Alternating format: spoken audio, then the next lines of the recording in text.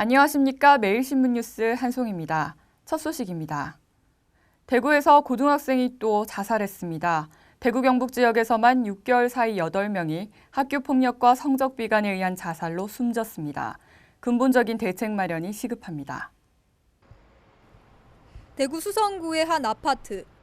한 남학생이 엘리베이터에 오릅니다. 아파트 15층에서 내린 이 학생은 조금 뒤 아파트 화단에서 숨진 채 발견됐습니다. 경찰은 고등학교 1학년인 16살 김모 군이 학교 폭력 때문에 스스로 목숨을 끊은 것으로 보고 있습니다. 김 군이 중학교 때부터 활동했던 축구 동아리에서 지속적으로 폭행을 당했다는 내용이 스마트폰 문자 메시지에 남아 있었기 때문입니다. 축구를 하고 난 뒤에 거기서 약간의 불미스러운 일이 있었는지 그 여부를 그 축구했는 동아리 회원들 상대로 오늘 금일 중에 수사할 예정입니다. 김 군을 포함해 최근 6개월간 대구에서만 학교 폭력과 성적 비관 등을 이유로 스스로 목숨을 끊은 청소년은 모두 8명. 지난해 12월 한 중학생이 같은 반 친구들의 괴롭힘에 못 이겨 투신한 이후 경북 영주와 안동에서도 비슷한 사건이 잇따라 발생했습니다. 대구 시민들은 안타까워하면서 특단의 대책이 필요하다는 반응입니다. 가해자 학생은 인성교육을 전혀 못 받은 것 같습니다. 대구에서 이런 일이 생겨서 정말 너무나 큰 비극입니다. 저도 대구에서 이제 중학교, 고등학교를 나왔는데 요즘 청소년들이 집단에서 소속감을 못 느껴서 좀 그런 일들이 많이 일어나는 것 같아요. 매일신문 황수영입니다. 낙동강 사업을 빌미로 공사비를 부풀려 횡령하고 뇌물을 주고받은 일당이 무더기로 검찰에 적발됐습니다. 대구지검 특수부는 4일 낙동강 살리기 사업인 칠곡보 공사와 관련해 공사비를 부풀려 비자금을 조성해 빼돌리거나 뇌물을 주고받은 D건설업체 임직원과 공무원 등 11명을 특정경제 범죄 가중처벌 등에 관한 법률 위반과 뇌물수수 등의 혐의로 구속 기소했습니다.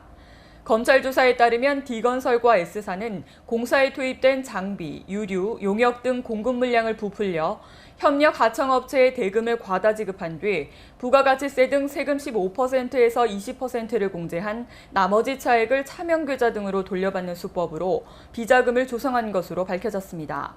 이와 같은 방법으로 D건설업체 J씨는 비자금 3억 원을, 하도급 업체 S사 관리부장 A씨는 7억 원, S사 대표 B씨는 43억 원을 각각 조성했습니다. 또 부산지방국토관리청 공무원 3명은 공사 편의를 봐주는 대가로 D건설에서 적게는 2,700만 원에서 많게는 9,100만 원의 뇌물을 받은 것으로 알려졌습니다. 한국 양궁의 메카로 자리 잡은 예천 진호국제양궁장에 국내외 선수단의 발길이 끊이지 않고 있습니다. 예천구는 지난 4일 최적의 시설과 최고의 대회 경험을 자랑하는 예천 진호국제양궁장이 전지훈련의 최적격지로 알려지면서 국가대표 상비군 선수단 및 인도네시아 선수단의 방문이 증가하고 있다고 밝혔습니다. 현재 이곳에는 양궁 국가대표 상비군 선수단 남녀 10명이 오는 12월까지 1년 계획으로 합숙하며 훈련 중에 있으며 인도네시아 서부 자바주 양궁대표 선수단 11명이 지난 1일부터 오는 8월 30일까지 3개월간의 일정으로 전지훈련을 하고 있습니다. 앞서 지난해에는 8개 팀에서 5,289명이 전지훈련을 다녀왔고 10차례의 전국 단위 양궁대회가 열려 2만여 명의 관람객이 찾았습니다. 또 양궁 체험을 위해 총 605차례에 걸쳐 11,633명이 이곳을 찾는 등 모두 3만 7천여 명이 방문한 것으로 집계됐습니다. 이와 함께 예천구는 다음 달 28일부터 23일간 열리는 2012 예천 곤충바이오 엑스포 관람객들에게 양궁 체험의 기회를 제공하기 위해 전문 강사를 육성하는 등 이곳 양궁장이 지역 대표 관광 명소로 자리할 수 있도록 최선을 다한다는 방침입니다. 일자리 창출과 우수한 전통문화유산을 보존하기 위해 전통 고택을 활용한 사회적 기업이 설립됩니다. 경북도는 지난 2일 안동시 야외민속촌 고가단지에서 문화체육관광부와 안동시, SK와 공동으로 사회적 기업 설립에 관한 업무협약을 체결했습니다.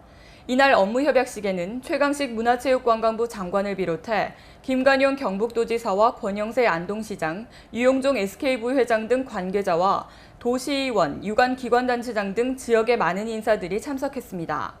경북 지역은 지정문화재 296곳, 한옥마을 23곳, 한옥 체험업소 145곳 등 전국에서 고가 종택 인프라를 가장 많이 갖추고 있습니다. 이 사업이 본격적으로 추진되면 현재 공가 상태에 있는 고택의 효율적인 유지 관리는 물론 SK그룹의 대규모 인적 네트워크를 통한 고정고객 확보가 용이해 지역 관광 활성화에 크게 도움이 될 것으로 보입니다.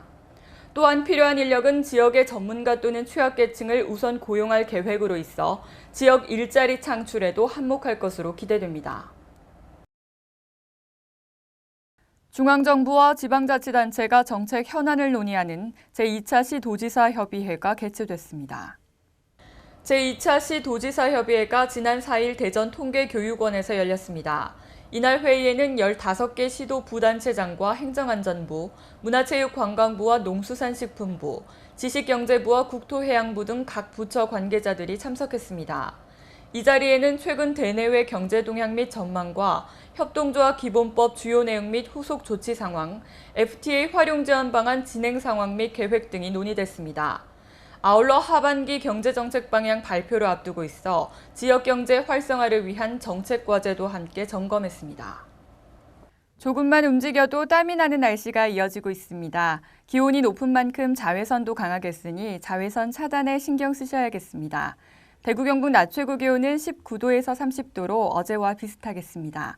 이상으로 6월 5일 매일신문 뉴스를 마치겠습니다. 시청해주신 여러분 감사합니다.